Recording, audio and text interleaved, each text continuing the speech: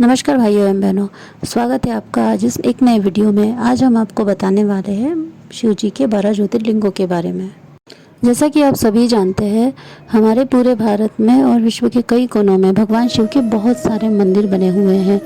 लेकिन इन सभी शिवालयों और मंदिरों में हमारे देश में जो 12 ज्योतिर्लिंग भगवान शिव के स्थित हैं, उन सबका बहुत अधिक महत्व है।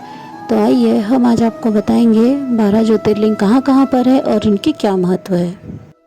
धार्मिक मान्यताओं एवं वेद पुराणों के आधार पर यह माना जाता है कि हमारे भगवान भोलेनाथ इन सभी 12 ज्योतिर्लिंगों में स्वयं विराजमान है। इसीलिए इन ज्योतिर्लिंगों के दर्शन मात्र से सभी श्रद्धालुओं एवं भक्तजनों को सुख समृद्धि की प्राप्ति होती है, उनके सभी पाप दूर हो जाते हैं। पहले नंबर पर आता है श्री सोमनाथ ज्योतिर्लिंग। सोमनाथ ज्योतिर्लिंग को भगवान भोलेनाथ का पहला ज्योतिर्लिंग माना जाता है, जो कि गुजरात राज्य के सौराष्ट्र क्षेत्र में स्थित है। शिव पुराण के अनुसार जब चंद्रमा को दक्ष प्रजापति ने क्षय रोग होने का श्राप दिया था, तब चंद्रमा ने इसी स्थान पर तपस्या करके श्राप से मुक्ति पाई थी। विदेशी आक्रमणकारियों ने 17 बार इस मंदिर को लूटा भी है, लेकिन फिर भी इसका पुनर्निर्माण किया गया है। इस मंदिर में पूरे साल भर भक्तों की भीड़ लगी रहती है। भगवान भोलेनाथ के दर्शन के लिए जाने कहां से भक्तगण आस लगाए बैठे होते हैं। अगला ज्योतिर्लिंग है श्री मल्लिकार्जुन ज्योतिर्लिंग, जो कि आंध्र प्रदेश में कृष्णा नदी के तट पर श्री श्लेष पर्वत पर स्थित है। इस मंदिर का महत्व भगवान शिव के कैलाश पर्वत के समान माना जाता है। इस ज्योतिर्लिंग का महत्व सभी वेद पुराणों में बताया गया है। यह अत्यधिक प्रसिद्ध है और इसीलिए साल भर देश के कोने कोने से श्रद्धालु यहाँ पर दर्शन के लिए आते हैं। अगले स्थान पर आता है श्री महाकालेश्वर ज्योतिर्लिंग। यह ज्योतिर्लिंग मध्य प्रदेश के उज्जैन शहर में स्थित है। इस ज्योतिर्लिंग का बहुत अधिक विशेष महत्व है। वह यह है कि यह एक ही ऐसा ज्योतिर्लिंग है जो दक्षिणमुखी है। इस ज्योतिर्लिंग की भस्म आरती पूरे विश्व में विख्यात है। ऐसा माना जाता है कि महाकालेश्वर ज्योतिर्लिंग में दर्शन करने से एवं पूजा अर्चना करने से सभी पाप नष्ट होते हैं एवं आयु में वृद्धि होती है। यहाँ पर महाशिवरात्रि को भक्तों का मेला लगा हुआ रहता है। सावन मास में यहाँ तो खड़े रहने के लिए भी जगह नहीं होती, इतनी भीड़ होती है। श्रद्धालु अपनी अलग अलग तरह की मंशाएं लेकर भगवान भोलेनाथ के दर्शन के लिए आते हैं। अगले स्थान पर आता है ओमकारेश्वर ज्योतिर्लिंग। ओमकारेश्वर ज्योतिर्लिंग मध्य प्रदेश के इंदौर शहर के पास स्थित है। जहाँ यह ज्योतिर्लिंग स्थित है, वहाँ पर नर्मदा नदी बहती है और यह नदी बहते हुए मंदिर के चारों तरफ से ओम का आकार ले लेती है और इसी ओम के आकार के कारण इस ज्योतिर्लिंग को ओमकारेश्वर ज्योतिर्लिंग के नाम से जाना जाता है। इसके बाद अगले स्थान पर आता है श्री केदारनाथ ज्योतिर्लिंग। श्री केदारनाथ ज्योतिर्लिंग उत्तराखंड में स्थित है। इस प्रसिद्ध मंदिर की समुद्र तल से ऊंचाई 3200 मीटर की है।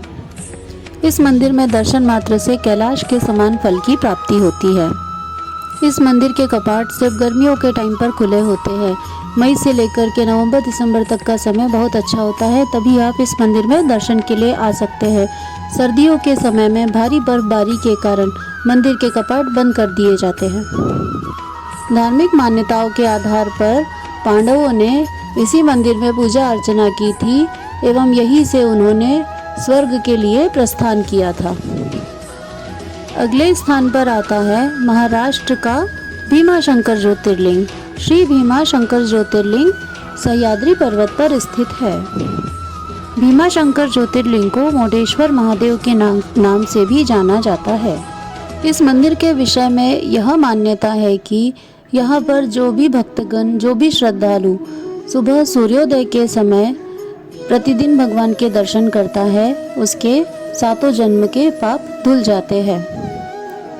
अगले स्थान पर आता है विश्वनाथ ज्योतिर्लिंग, जिसे हम काशी विश्वनाथ भी कहते हैं।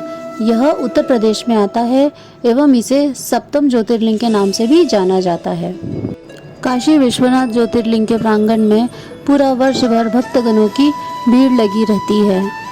अगर हम काशी की बात करें तो काशी सभी भक्तगणों का प्रिय तीर्थ स्थल है। विशेष अवसरों पर यहाँ पर भक्तगणों की संख्या लाखों में भी हो जाती है। अगले स्थान पर आता है त्र्यंबकेश्वर ज्योतिर्लिंग। यह ज्योतिर्लिंग महाराष्ट्र राज्य के नासिक क्षेत्र में गोदावरी नदी के तट पर स्थित है। भगवान शिव का एक नाम त्र्यंबकेश्वर भी है। ऐसा माना जाता है कि भगवान भोलेनाथ को गौतम ऋषि और गोदावरी नदी के आग्रह पर यहाँ पर स्थान लेना पड़ा। इसके बाद अगले स्थान पर आता है श्री बैद्यनाथ ज्योतिर्लिंग। श्री बैद्यनाथ झारखंड में स्थित है। अगले स्थान पर आता है श्री नागेश्वर ज्योतिर्लिंग। श्री नागेश्वर ज्योतिर्लिंग गुजरात के वडोदरा शहर में गोमती द्वारका के पास स्थित है। इस स्थान को द्वारुका वन भी कहा जाता है। इसके अलावा दक्षिणी हैदराबाद में औड़ा गांव में रहने वाले कुछ लोग वहाँ के शिवलिंग को इसके अलावा दक्षिणी हैदराबाद के औड़ा गांव में रहने वाले लोग वहां के शिवलिंग को नागेश्वर ज्योतिर्लिंग के रूप में मानकर उनकी पूजा करते हैं। तो वही कुछ लोग उत्तराखंड के अल्मोड़ा जिले में स्थित जागेश्वर शिवलिंग को नागेश्वर ज्योतिर्लिंग मानकर उनकी पूजा अर्चना करते हैं। अगले स्थान पर आता है श्री रामेश्वरम ज्योतिर्लिंग। यह ज्योतिर्लिंग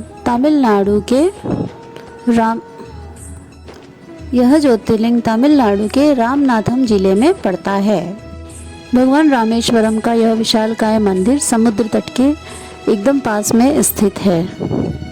रामेश्वरम हमारे देश के 4 धामों में से एक है।